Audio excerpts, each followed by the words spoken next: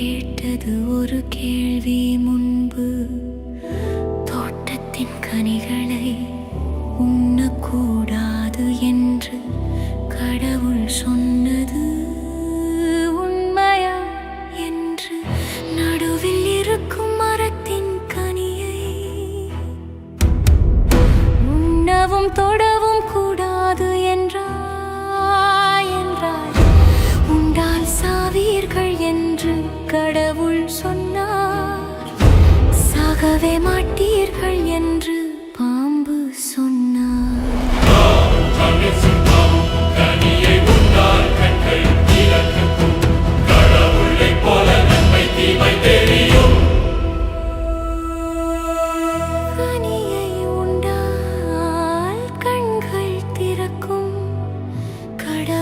போல நன்மை தீமை தெரியும். பாம்பின் வார்த்தையை ஏவாள் நம்பினாள்.